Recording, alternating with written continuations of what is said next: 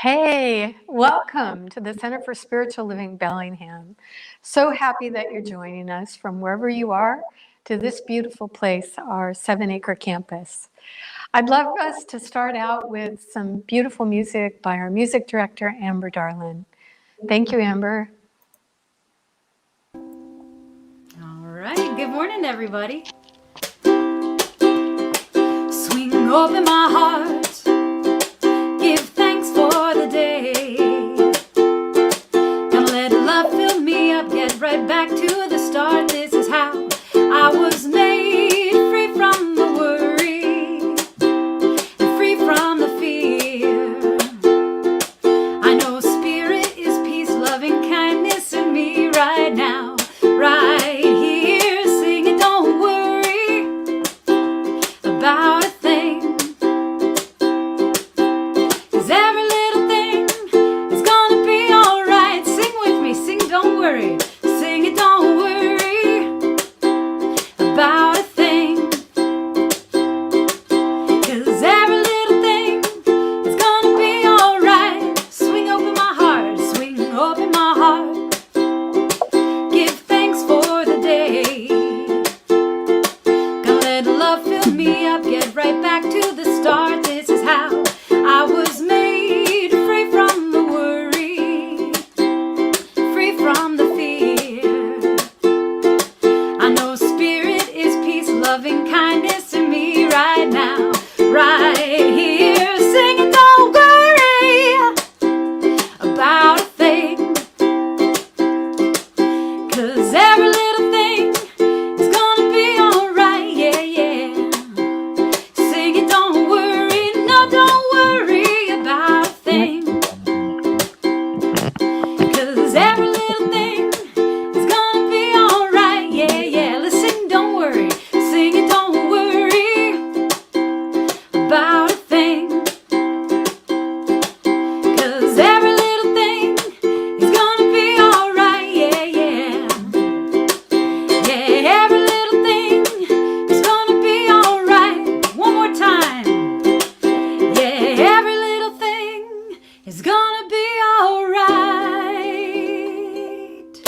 Yes, well, good morning, everybody. Welcome to the Bellingham Center for Spiritual Living. And I'm not sure if you're hearing, you might be hearing our wonderful technical folks in the background. Hopefully they can mute themselves if they're not muted. Thank you, Philip and Deb. Let's go ahead and take a minute. If you're out there, greet your neighbors, say hello to anyone who's out there, and you know, we'd love to hear where you're tuning in from. I know many of you tune in on YouTube as well, but if you're on the Facebook, you can go ahead and say hello. Good morning and hello to you all. We're so glad you're here.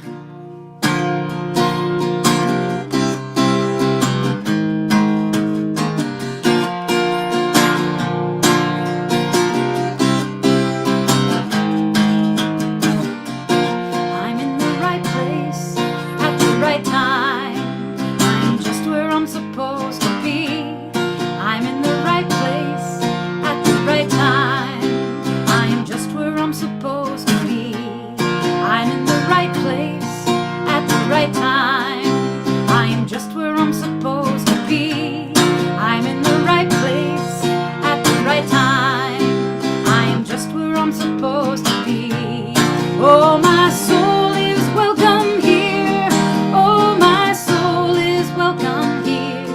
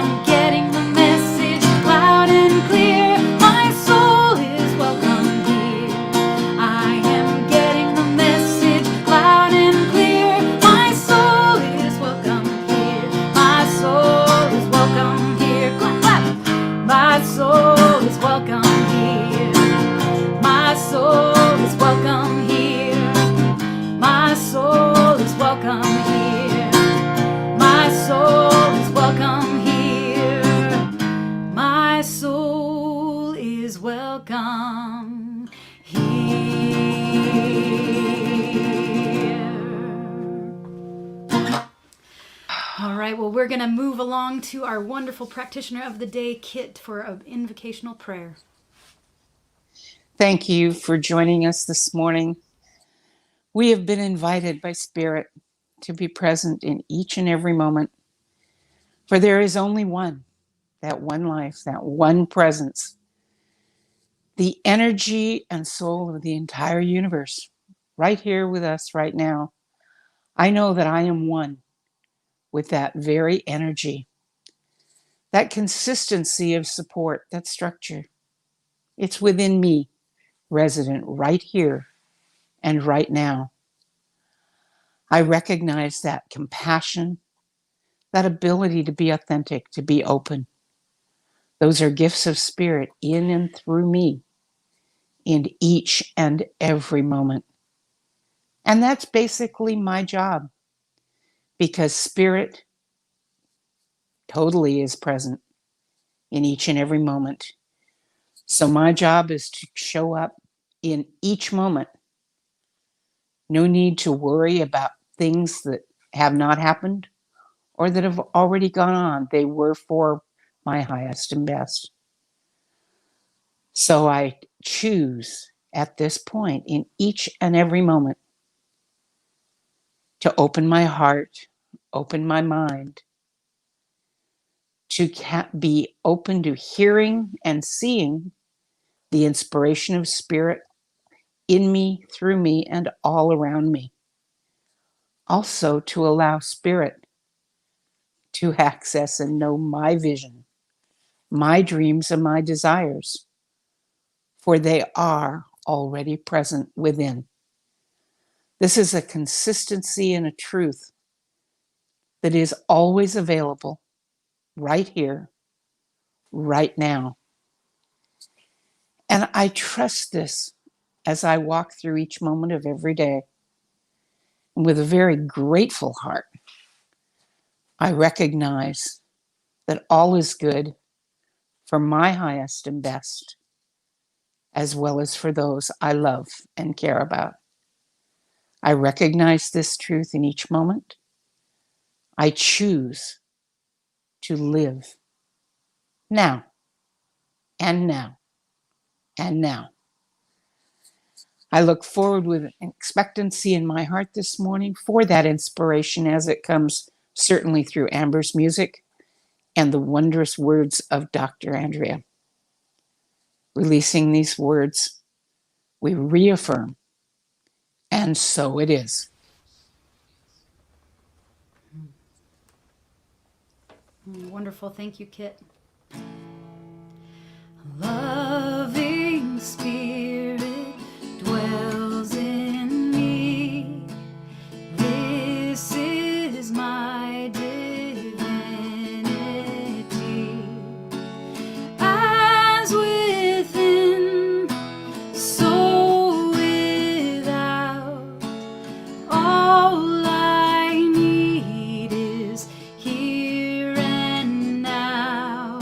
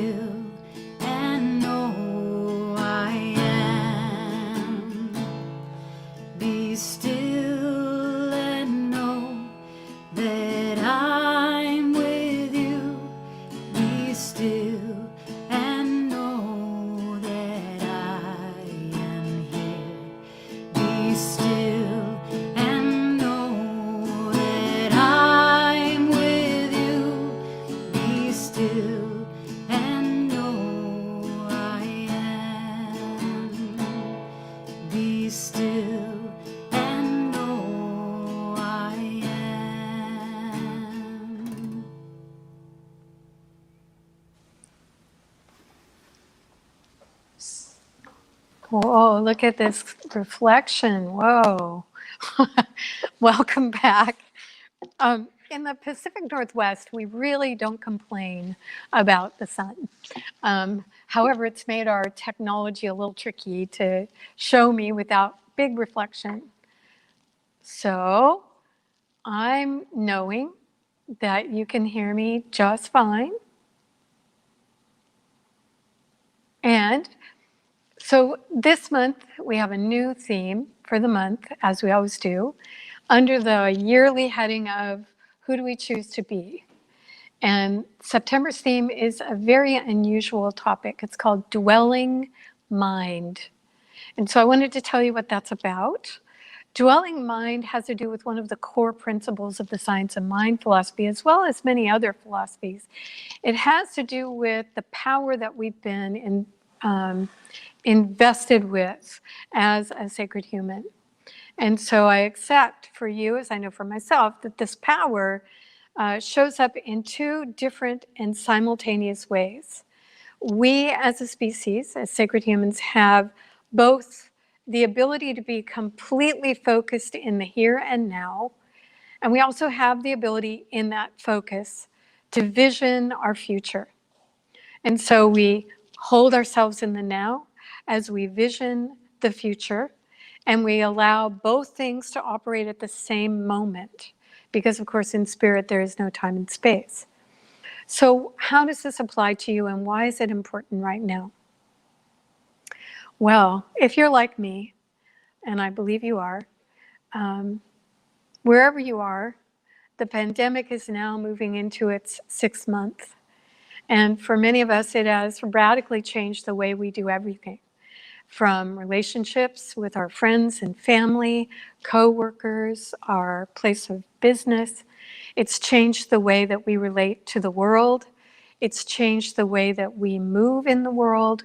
And I like to say that for the first 2-3 months, we were pandemic innocents, thinking that at some point soon it would all be over. And we've had to abandon that understanding because soon is not now. And so dwelling mind allows us to touch into a spiritual truth about our own nature and the power that is resonant within us in a time when we absolutely need to understand and utilize that power. So how does that look? So let me talk about now mind. That's the first part of our inherent power that we need to tap into. And for a lot of us, this is the most challenging part of our lives, is to be present now. So you heard Kit and you heard Amber speaking to the need to be here and now with what we're doing. Why were they speaking about that? Why am I speaking about that? Because there is no other time, really.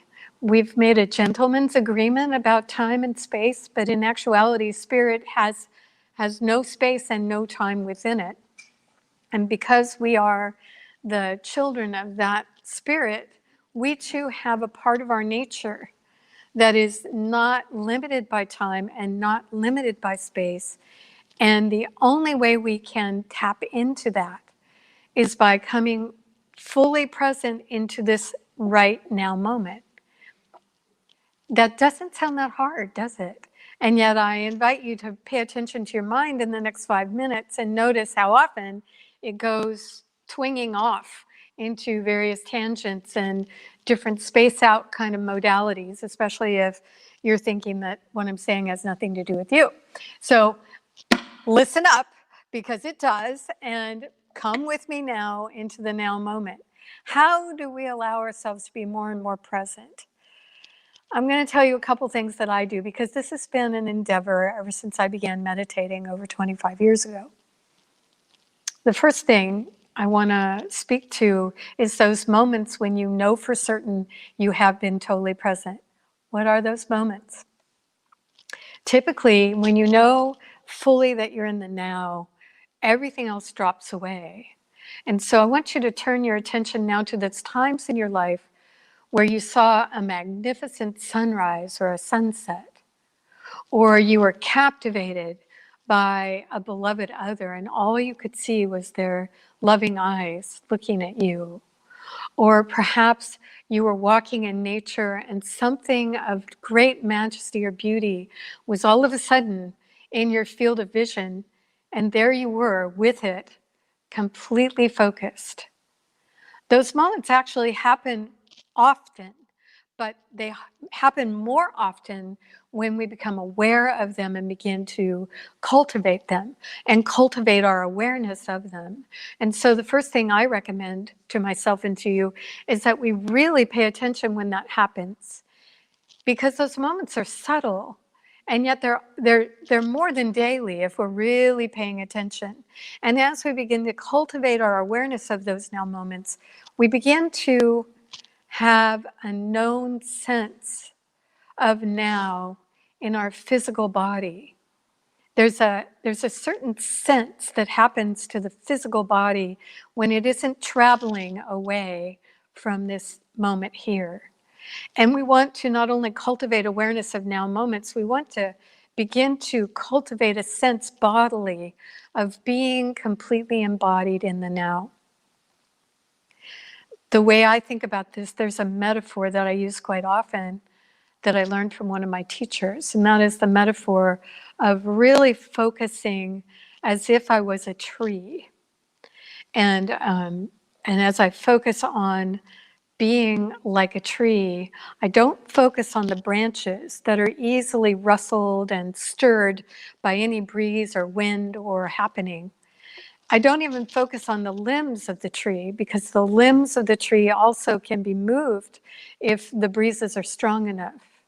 Instead, I begin to draw my attention down deep into the trunk and down into my roots, because in that place of groundedness, the embodied presence of now is much easier to imagine and feel. So I work deeply. And here's how I work. I really want you to know this. So I'm going to give you some examples that are slightly political in nature. I usually don't talk about politics, and actually I'm not talking about it now, but I want to give you an example of something that happened to me this week. On the same day, a few days ago, I had 3 different people talk to me about fear, their fear for our country. And I won't go into the details of that, but each time that one of these 3 people spoke to me about that fear, they were speaking about a future event that has not happened. And my training is such that I try very hard not to do that. I really don't do that a lot. And it's created an incredible sanity in the midst of this pandemic, which is the title of this talk. Why does that create sanity? Well, let's face it. The future is not now. We don't know what the future is going to be like. And so fearing things in the future is, I'm sorry, it's ridiculous. It really is. It hasn't happened. And so while I could easily understand why they were frightened, because their thoughts were frightening them, I also was understanding that I was standing in the trunk of the tree of the now with my roots grounded in the now, saying, well, is that happening here? Now, don't get me wrong. I did not say that out loud to these folks because that's annoying. And I try not to annoy people as much as possible. But in my own mind, I was like, a moment to really be present in the now. You know, those 3 people were just indicative of what's going on in our whole world. In every corner of our world, there is fear waiting to be expressed about the future. We have so many unknowns going on, and sacred humans don't like the unknown very well. So one of the first reactions that we might have is fear, and particularly projecting fear out into the future.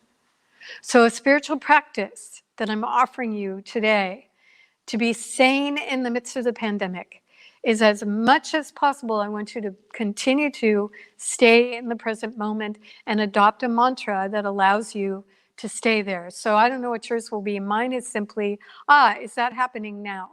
That's my mantra. Is that happening now? So the now mind is a very powerful practice. It's our ability to center into the locus of our control, which only is now, and to live from that place as much as possible. So that's the first part of our power, and it's part of our sanity in times like this. Now, remember, I said that there's this miraculous thing that we do at the same exact moment as staying very, very grounded in the now, is we have another part of our mind that is able to vision future. It's visioning future as if it was happening now. So it uses this powerful ability to be now with the understanding that spirit has no time and space, and we vision our future as if it was happening right now. So it's sort of a conundrum, but it's really not. And so I wanted to share a story that I've shared with my community before, and it's just such a powerful story, and it's a true story, that I thought I would share it again and then talk a little bit about it. And this is from an amazing teacher named Norman Fisher. I don't know if you've encountered him. He has many, many different books. He's a Zen Buddhist person, so you may not relate to those books, but I didn't even know about this book. It's called The World Could Be Otherwise, Imagination and the Path. And so this is the story he opens with, this true story about imagination. Here's a story about how imagination changes the world, even in the worst possible circumstances. It involves the French surrealist poet, Robert Desnos. Desnos was Jewish. During World War II, he went underground to fight for the resistance. He was captured and sent to the concentration camps. One day, along with many other men, Desnos is crowded onto the bed of one of the trucks that transports prisoners from the barracks. The men fully understood where they were going. The trucks always leave the barracks full and return empty. Their destination is the gas chambers and the ovens. No one in the truck bed speaks. The mood is resigned, stricken, eyes lowered, faces grim. When the truck arrives, the prisoners slowly and silently descend, as if in a dream. The guards, normally full of jokes and banter, fall silent, unable to avoid catching the prisoner's mood. But this almost religious silence is abruptly interrupted. One of the men in the line of the prisoners suddenly, with great animation, jumps up, pivots, grabs the hand of the man behind him. Astonishingly, his nose almost touching the man's hand, his body coiled tight with energy, he begins to read the man's palms. "I am so excited for you," he exclaims happily.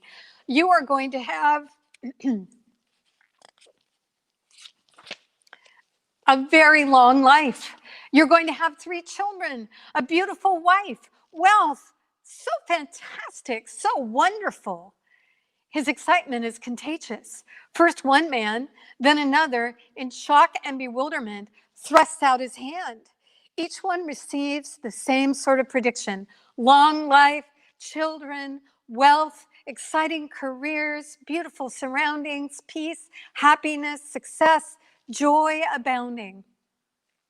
As Desnos reads palm after palm, the atmosphere of the moment, drop by drop at first, and then, as if in a sudden tidal wave, breaking all at once, completely transforms.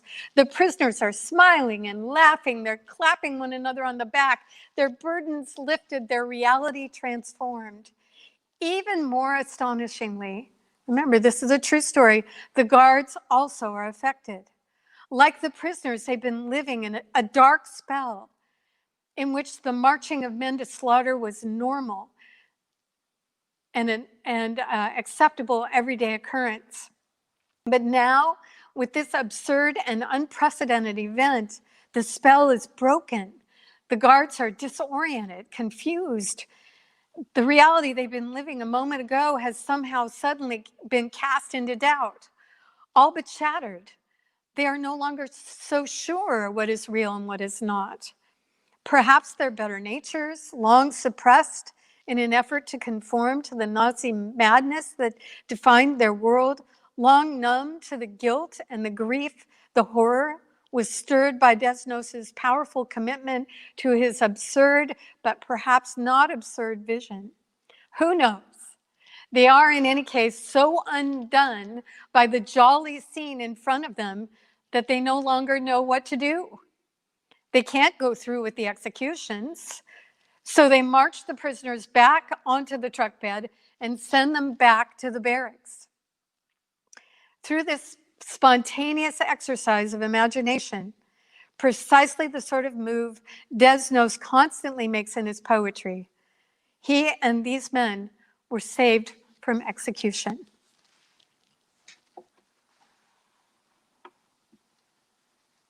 True story, huh?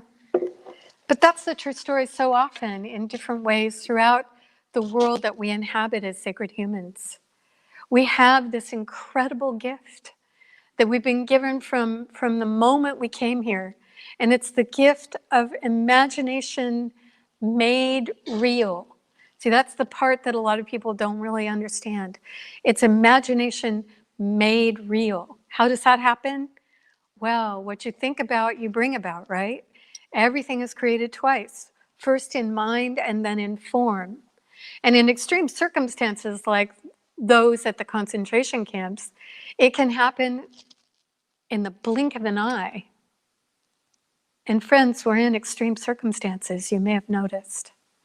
And so, sanity in the midst of a pandemic involves not only being in the now, but it involves using our imaginations in a very, very specific manner. I don't know how many of you are already doing it. I'm guessing many.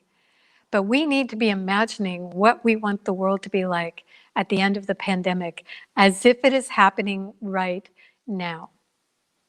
We need to understand and know in our heart and mind what that would feel like, what that would look like, how we would be in that world, how our friends would be, how our entire world would be different. And for me, of course, different in the loveliest sense. See, the problem with imagination is that we use it whether we're aware of it or not. And so while the imagination can be something that expands our hearts and our minds, and it has created all myth, all culture, all progress of every sort, it also can be used unconsciously and even maliciously to create very dark, dark realities. And we've seen this time and again. And those three people that talked about the future in fear unknowingly were creating a reality that without a lot of us choosing something different, we could all walk into. I don't know about you, but that's not my vision. That's not my vision at all. And I'm not going to go there. I'm not going to be in a future that doesn't exist. I'm going to be in a future that I create in my mind as if it was happening now. How about you? So important. And not only is it important because we're creating reality with our imaginations centered in the now, but you know, I've had a lot of people say to me lately, I feel slightly crazy. I feel like everything is so topsy-turvy and so strange that I can't get my bearings sometimes. And my days go by and I'm unhappy and I'm stressed and I don't know what to do. So here's my solution. This is what we do.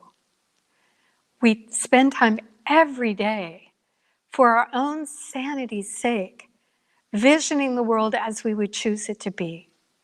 Now, here's the thing about visioning. You can vision, the most incredibly beatific, amazing reality that you could think of, but if you don't believe it, it won't work. Flat out. And so what I was trained to do was to take my vision to the very edge of my belief, as far out as I could go and still believe that it was possible, at least a little bit believe it's possible, but not beyond that. So the classic example that many of us are offered is, okay, if you're visioning for wealth, let's say, and you're making $2,000 a month, and you start visioning to be making $1 million a month, it's pretty hard to believe that for most of us. Now, maybe there's some of you out there that can. But instead, what I was encouraged to do was to take my belief to the very edge of possibility in my own mind and dwell there. So dwelling mind takes you to the edge of your belief system, but not beyond it. Otherwise, nothing happens much. You're just too swirled in, how could that possibly happen? And I don't believe that that could happen. And that's a lovely vision, but it's not going to happen for me. We don't want to go there. We want to go back a step where we go, well, actually, that could happen. I could see how that could happen somehow or other. That's the place. So I want you to join me this week in grounding like a tree with the roots dug deep down, centered in the now, visioning as if the future was right here and right now. And it was the loveliest, most incredible future that you could even imagine for yourself, your beloved others, for me, for our community, for our wonderful country and the world. It's a spiritual task I'm setting you, and I hope you'll join me in it. I'm going to be away for 2 weeks, and I'm going to be doing this every day. So I invite you to do it as well. Right now, I'll do a prayer for my vision, and you can join me in that.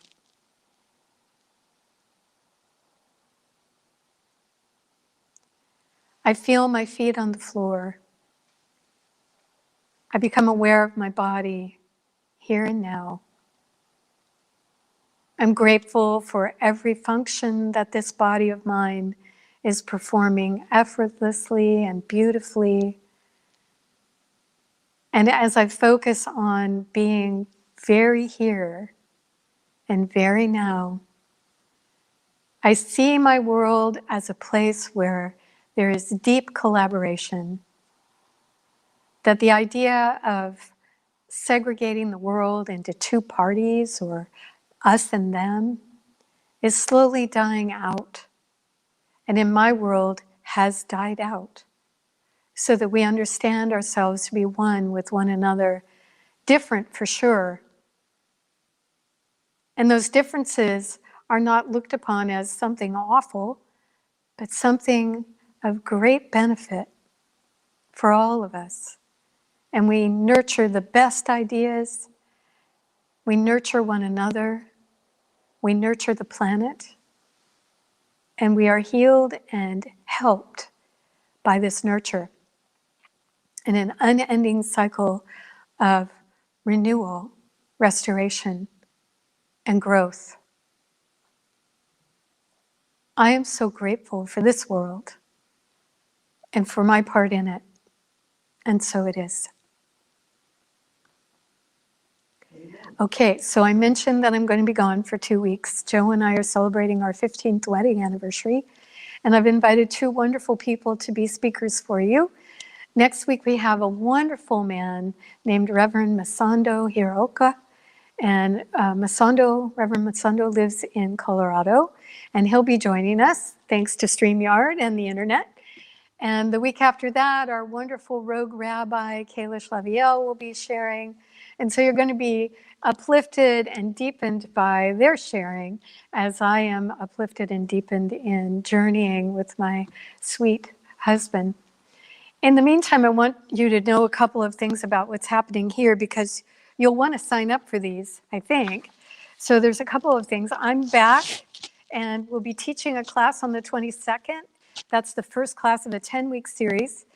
It's a class on the essential earnest homes, which is a wonderful class on the basic principles of the spiritual path. And I hope you'll join me for that. The class goes from 6 p.m. to 8 p.m. each Tuesday night, starting on the 22nd. And we'd love to have you sign up for that. All you have to do is register at info@csl-bellingham.org. Now, if you're not getting that email address down, don't forget that the website is available to you, and it has that on there as well. So that's happening. We also have a wonderful thing on the 21st, the day before my class begins. I'll be back, and we're doing a celebration along with all of the Centers for Spiritual Living of International Day of Peace. And certainly part of my vision in the now is peace is happening. And so we'll be honoring and blessing all the countries of the world and all the people in those countries. And we'll be offering prayers for peace for every single one of those countries. That blessing begins at 7 p.m. on the 21st via Zoom, same email address. So we'd love you to be a part of that and be part of the blessing. Now, you may have noticed, if you are on our constant contact, that we have a special announcement that went out just this last week. And it's an announcement about turning lemons into lemonade. And you may or may not know that about a month ago, we were broken into here at the center. And our camera was stolen, our laptop was stolen, our headset was stolen. And so we are doing a fundraiser to replace those items. And I'm so pleased to tell you, thank you one and all, that we launched that, I think, on a Thursday, and we've already almost achieved our goal. So we're very, very, very appreciative of all of you who gave whatever you could to help us purchase a new camera and a new laptop and a new headset. And so if you would like to donate to that, you can go on the center website and you'll see Lemons to Lemonade fundraiser right there, and you can make a donation. We thank you. We thank you for all the donations. We so appreciate your support during this time. Let's see what else. We celebrate our beloveds that have passed in a ritual on Day of the Dead. But this year we wanted to, when the pandemic began, we wanted to have a special remembrance of those who have been lost in the time of pandemic. Why? Because for many of them, they passed alone. And we wanted to especially give praise and blessings and honor to those, maybe in your circle, in the circle of our community and beyond. So we're doing an in-person event. And that in-person event is going to be happening on September 27th. It's a Sunday at 4 p.m. here on our campus. You can come. You need to be masked, and we'll need to cut it off at a certain point. But if you would like to come and be part of the ritual, we would love you to do that. We also will be having someone on my phone doing Facebook Live of the event, so that if you don't want to come, and that's totally understandable, if you're a Facebook person, you'll be able to see that on Facebook Live starting at 4 p.m. on the 27th. And it's a simple ritual, but it's a ritual of great heart. So you're invited to be a part of it. I also have had the delightful privilege of tuning into our wonderful practitioners who've been offering prayers daily, Monday through Friday at 7 a.m. Now, I know 7 a.m. is not the best time for some of us, but for me, it's a wonderful time to have a cup of coffee, open my Zoom, and have a prayer to start my day. So if you would like to do that, I encourage you to sign up to do that. You can get the Zoom link by going to our website, and it's posted there. It's a recurring link, so all you need is one time to get it, and then every morning at 7, you are welcome to join the practitioners in their efforts. It will be truly wonderful. We have a couple of other things you may want to be involved in while I'm gone. The men's group is going to be meeting next Sunday at noon, and you can receive the Zoom link by emailing either the office, or if you have Phil Flores's email address, you can contact him directly. That also is on the website. And our Sacred Circle Women's Group is also meeting. They're meeting on September 11th, a significant day, right? And they're meeting from 6 to 7:30 p.m. via Zoom. So if you'd like those links, please contact our office and we'll be happy to send those out to you. And the last thing I wanted you to know about is we had one of our community members pass away during this time, not of COVID, we don't think, but she passed away alone. And we're having a memorial for her. And it's a Zoom memorial, the first one I've ever done. So what we would like, well, no, that's not true. I just did one, but this is the first one I'm inviting you to be a part of. It's going to be Thursday, September 24th at 7 p.m. And you can also get that link from our office. Her name was Jean McVeigh, and we're doing a celebration of her life. So you're welcome to come to that. Our office is open at certain times, although because Labor Day is tomorrow, it will not be open tomorrow. But you can connect with us in the office from 10 to 12, typically Monday through Wednesday, if you have a need to come in and get something from the office. All right, I think you've had enough, and I'd love to turn you back over to Amber to take us out on a wonderful song. Thank you all for joining us. Great. Well, thank you, Dr. Andrea. Hope you have a wonderful vacation there with your lovely spouse. Let's sing out into this day. I'm not worried about tomorrow. Today I declare freedom from yesterday, mistakes of the past. Today all things are made brand new, and don't it feel good to know that all is well and unfolding as it should. Let's sing all is well, all is well, all is well. Even Spirit is directing me right now. All is well, all is well, all is well, and unfolding as it should. I can change my reality by changing my mind. Perfect peace, joy, and happiness is yours, and it's mine. I am love, and so are you. And don't it feel good to know that all is well and unfolding as it should? Sing it out now. All is well, all is well. Even Spirit is directing me right now. All is well, all is well, all is well, and unfolding as it should. All is well and unfolding as it should.